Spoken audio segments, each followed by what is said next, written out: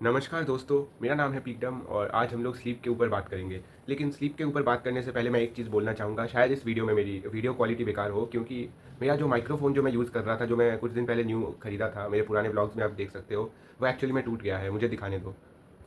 तो बेसिकली ये है वो माइक्रोफ़ोन का डब्बा, यहाँ पे आप देख सकते हो ये माइक्रोफ़ोन था, ये क्लोज़अप है, ये वाला माइक्रोफ़ोन था, अभी इसकी क्या हालत हो चुकी है। और दूसरा एक माइक्रोफ़ोन है ये वाला बिल्कुल ठीक है, लेकिन इसका जो कनेक्टर है मेरे हाथ से गिर गया था, कल ही गिरा। तो ये कनेक्टर भी टूट गया है, ये कनेक्टर का ये वाला पार्ट जो पिन चार्जिंग पिन में घुसाते हैं और ये देखिए ये जो कनेक्टर है टूट गया है। तो मुझे इस चीज़ का मैकेनिज़्म नहीं पता कि कैसे इस कनेक्टर से ये करते हैं, बट ये कनेक्टर टूट गया है इसलिए पूरा सिस्टम ही बेकार हो चुका है, तो मुझे नहीं लगता कि अब ये काम करेगा।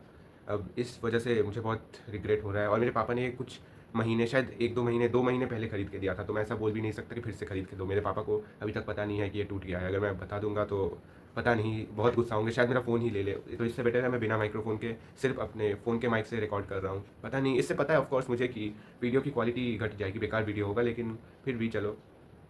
अब मैं ऐसा बंदा हूँ कि मैं पास्ट की किसी चीज़ पे रिग्रेट नहीं करता, मतलब मैं इस पे बिलीव नहीं करता कि पास्ट को लेके रिग्रेट करके बैठे रहो। अगर मैं कोई गलती करता हूँ तो मैं कोशिश करता हूँ कि वो बार-बार रिपीट ना हो, मतलब अगली बार रिपीट ना हो। और जो गलती की थी, मतलब मेरा रीज़न ये था कि मेरे हाथ से गिर गया था, तो अगली बार अगर मैंने कभी माइक लिया या फिर ऐसा कुछ लिया, तो मैं ये देखूँगा कि मेरे हाथ से गिरे ना, मैं थोड़ा अच्छे से पकड़ूँगा। और बाकी आगे बढ़ते हैं क्योंकि पुरानी बातें सोच के क्या ही होगा। आज के वीडियो का टॉपिक आपने पढ़ ही लिया होगा, टॉपिक है स्लीप के ऊपर। तो रीसेंट डेटा ये दिखाती है कि 5 में से 3 लोग स्लीप डिप्राइव्ड हैं, मतलब उनकी नींद कंप्लीट नहीं होती।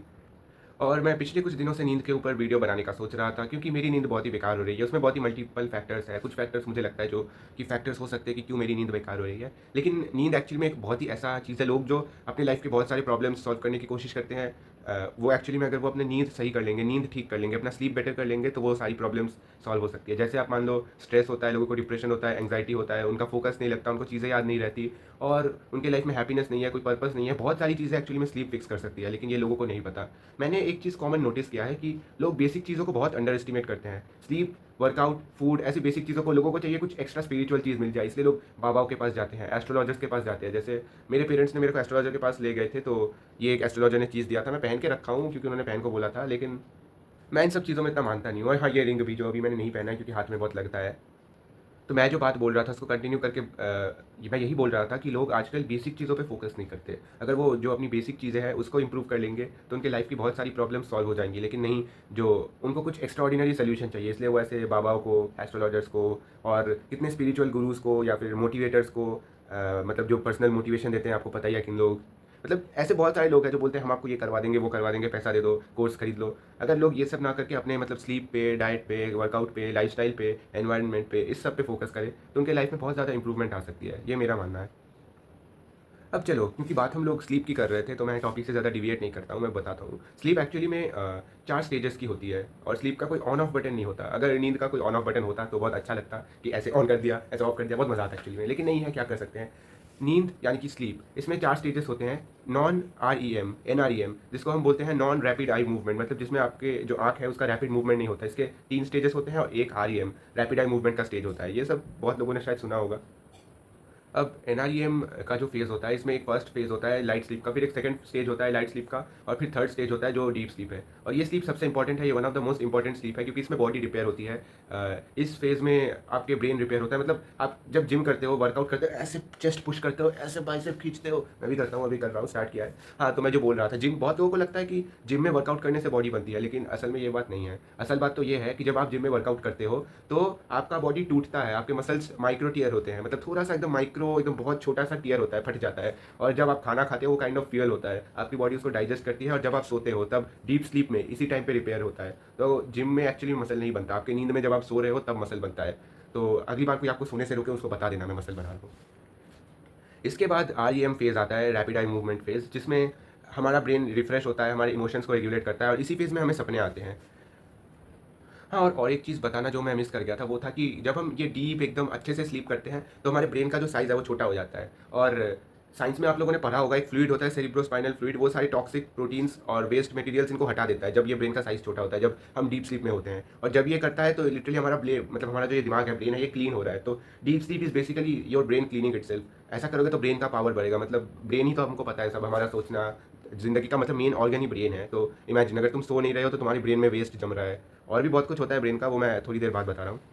नींद जब आप नहीं लेते हो या फिर बहुत कम लेते हो, लैक ऑफ स्लीप, इससे आपका कॉर्टिज़ोल बढ़ता है। कॉर्टिज़ोल तो बहुत लोगों ने सुना होगा, जो हमारा स्ट्रेस हार्मोन है। और इससे क्या होता है, थोड़ा-सा हमारे ब्रेन में इन्फ्लेमेशन ट्रिगर होता है और इससे फिज़िकली हमारे ब्रेन का जो सोचने का और इमोशन प्रोसेस करने का और मतलब ये जो कैपेबिलिटी होता है हमारे ब्रेन का कि अच्छे से सोचे, अच्छे से इमोशनली प्रोसेस करे और ये सब करे, ये रिड्यूस हो जाता है। तो इसका मतलब आप समझ रहे हो कि अगर आप नींद ढंग से नहीं लोगे, आप सोचने का पावर खो दोगे और जब लोग सोच नहीं पाएँगे, वो एकदम माइंडलेस काउज़, माइंडलेस मशीन्स की तरह बन जाएँगे, समझ लो। मतलब अगर आप ध्यान से सो नहीं रहे हो, तो आपके ब्रेन का जो सोचने का पावर है, जो थिंकिंग कैपेबिलिटी है और ये सब है, ये सब रिड्यूस हो जाता है। मतलब आप ध्यान से सोच नहीं सकते, अपने इमोशंस को ध्यान से प्रोसेस नहीं कर सकते, वगैरह, वगैरह।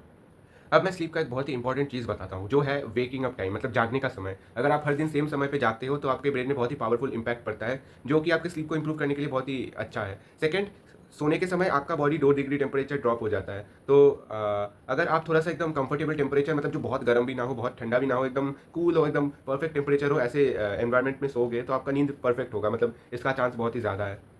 और एक चीज़ है मॉर्निंग लाइट। मॉर्निंग लाइट इतना अंडररेटेड है कि आप अगर सोने के बाद 10 मिनट भी सनलाइट ले लो उस मोमेंट में, तो आपका मेलेटोनिन, जो कि स्लीप का बहुत इंपॉर्टेंट हार्मोन है, वो एक साइकिल बनाना स्टार्ट कर देता है। और इससे आप मतलब आपका ब्रेन में कॉर्टिसोल रिलीज़ होता है और ब्रेन को समझ आता है अब उठने का टाइम हो गया। और हमारा ब्रेन ऐसा है कि उठने के बाद वो एक खुद का ही 24 घंटे में वो एक खुद का साइकिल बनाना स्टार्ट कर देता है। तो जब आप ये साइकिल फॉलो करके सही टाइम पे उठोगे, तो आपको नींद भी सही टाइम पे आ जाएगी। बहुत लोगों को ये प्रॉब्लम है, उनको नींद सही टाइम पे नहीं आती है। तो सोने के टाइम को इंप्रूव करने की जगह वो अगर उठने की टाइम को इंप्रूव करे और उठने के साथ-साथ अपना सनलाइट एक्सपोज़र, क्योंकि लाइट बहुत ही पावरफुल चीज़ है। और एक नेगेटिव चीज़ है जो काइंड ऑफ सनलाइट जैसा काम करती है, लेकिन वो एक्ज़ैक्टली सनलाइट नहीं है, वो है हमारे फ़ोन का ब्लू लाइट। वो भी अगर आप देखोगे तो कॉर्टिसोल रिलीज़ होता है। इसलिए लोग बोलते हैं कि रात के समय आप ब्लू लाइट कंज़्यूम ना करो, क्योंकि रात के समय जब आप ब्लू लाइट कंज़्यूम करोगे, तो आपको मतलब वो सनलाइट वाला इफ़ेक्ट देगा और आपके ब्रेन को पता नहीं चलेगा कि अभी सोना है या जागना है, वगैरह।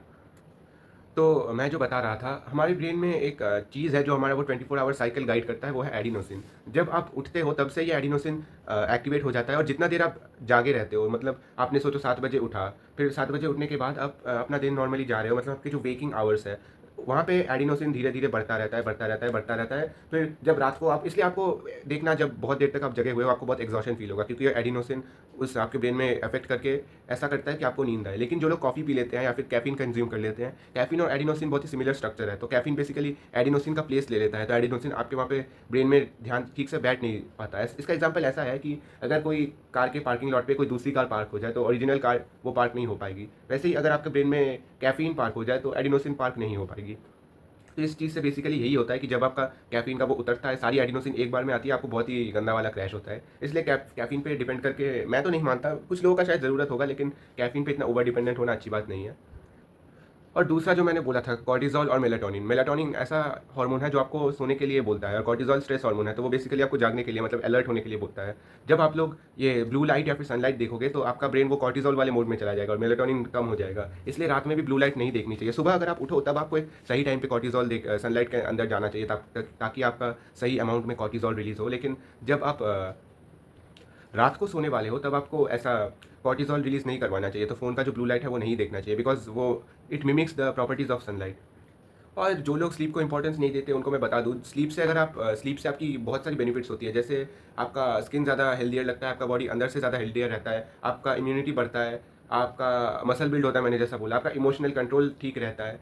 और जो लोग सही से नहीं सोते, जो लोग 6 घंटे से कम सोते हैं, उन लोगों का मरने का चांस, मोर्टेलिटी रेट 10 गुना बढ़ जाता है। ये मैंने किसी स्टडी में पढ़ा था, आप लोग सर्च कर लेना। तो नींद एक्चुअली में बहुत इंपॉर्टेंट है। मैं इस वीडियो को यही कह के एंड करना चाहूँगा। और मेरा माइक टूट गया, इसलिए मेरे को बहुत दुःख है, लेकिन क्या कर सकते हैं। I hope everything will be fine.